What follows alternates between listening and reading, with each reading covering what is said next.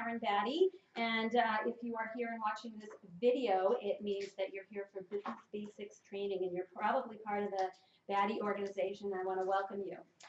This is one of two parts of new consultant training. The second part is all about the cooking show. And that's when we get together either by Zoom like this or live in my kitchen, where we kind of take apart the cooking show into its pieces and teach you how to do each piece. But tonight is sort of behind the scenes stuff. It's sort of the skills behind the scene that each of us needs to learn in order to have a really good and solid business. So that's what we're going to be talking about tonight. Okay, so first of all, when it comes to success in anything, not just Pampered Chef, but I think in anything, it all, I think, starts with our belief. And if you ask my kids, you'll know they've heard this since they were very, very small. There's something that's called the belief circle, and I've got it up here. And there's three things written here. I'm not sure if you can see it. At the top of the belief circle is our belief. And then down here on the bottom, it says actions. And on the left bottom, it says results. And what this means is, basically, our beliefs determine what kind of actions we take.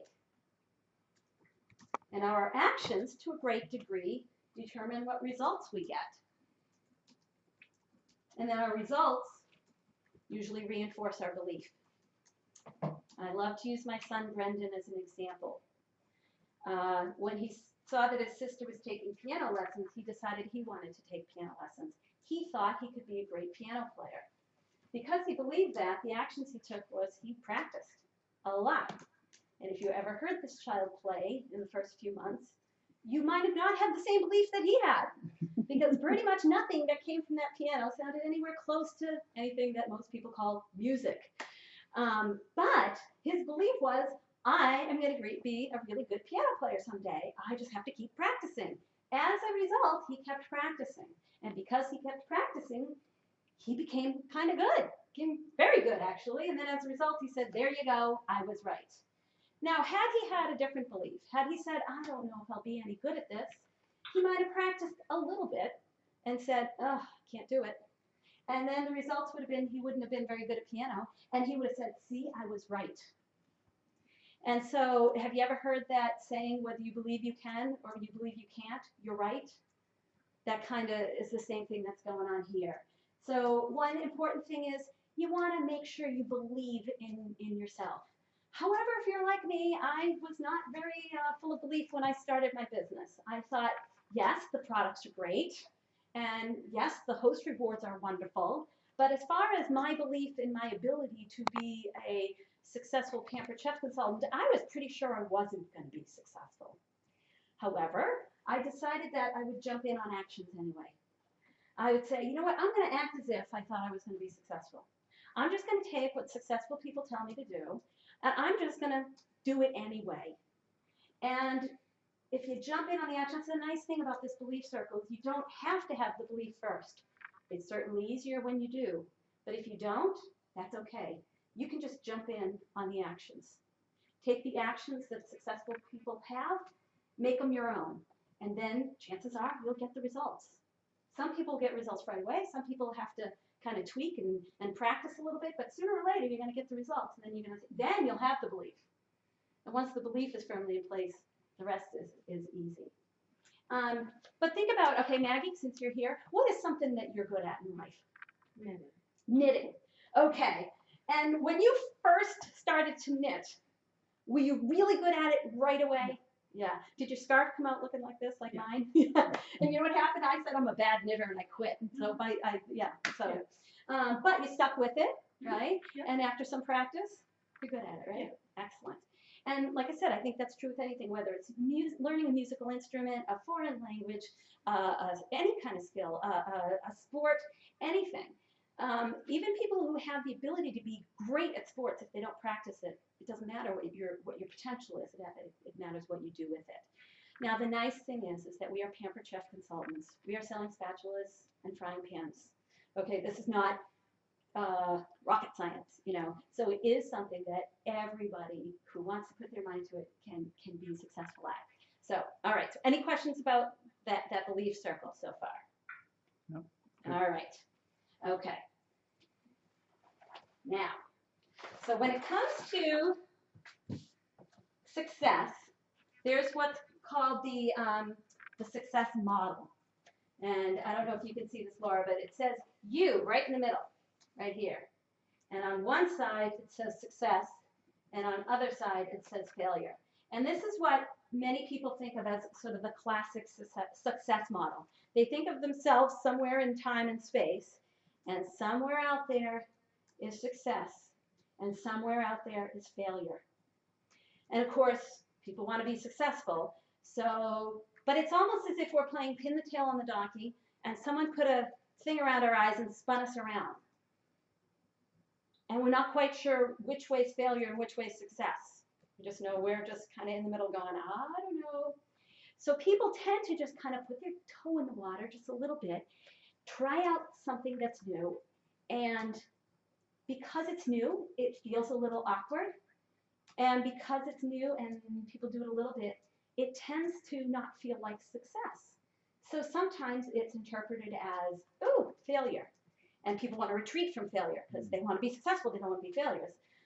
So all of a sudden they retreat. And then they go, okay, well, I tried that and that wasn't successful, so maybe I'll try this over here. And they hear another idea from somebody else and they say, oh, I'll put my toe in the one, I'll try that a little bit. And again, it feels a little awkward. It maybe doesn't get all the desired results right away because it's not success. It kind of feels like, well, it's not success, so it must be failure, and again, retreat again. And then we can just sort of be frozen, going, I don't know which way success is, but I don't feel like I'm finding success.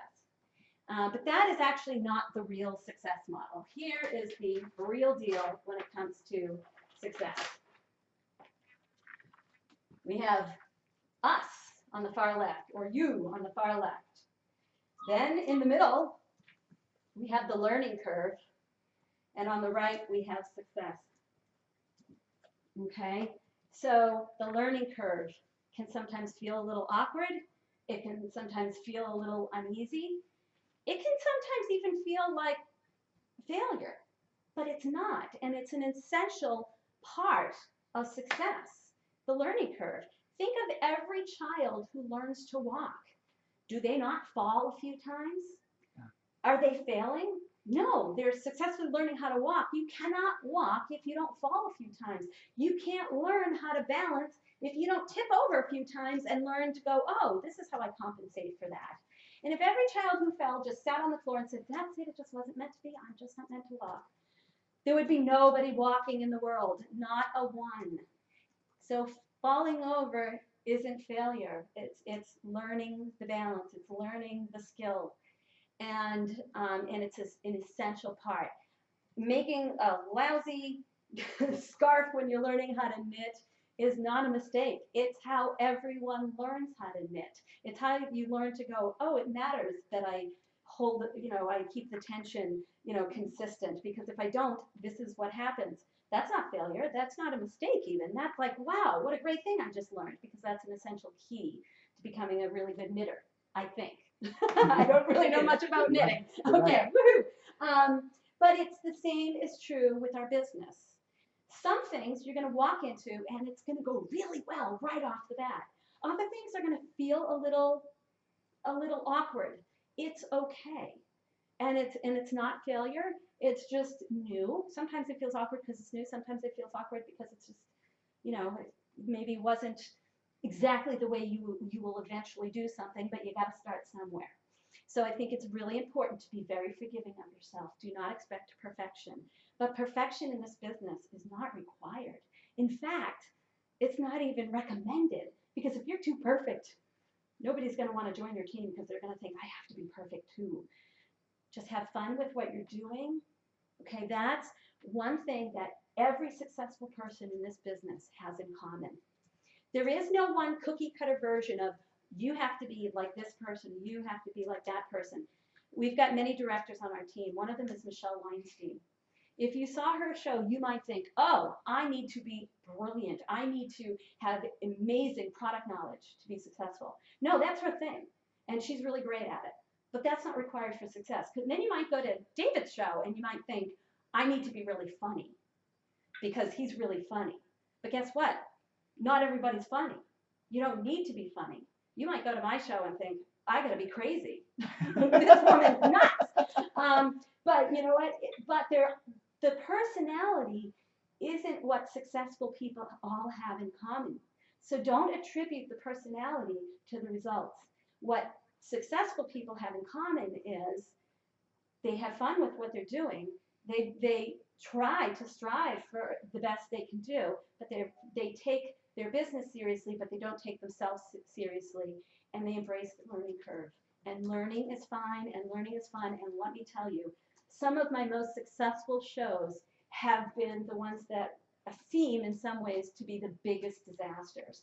But because they're such disasters, they turned out to be incredibly fun and funny. And therefore, I got all the results I wanted to anyway, and you will too. So one of the things about being successful in this business is embrace that learning curve. Be forgiving of yourself. Believe me, your family, your friends, and even people who don't know you who are in the room are going to be very forgiving of you too. All right? So any questions about that? Okay.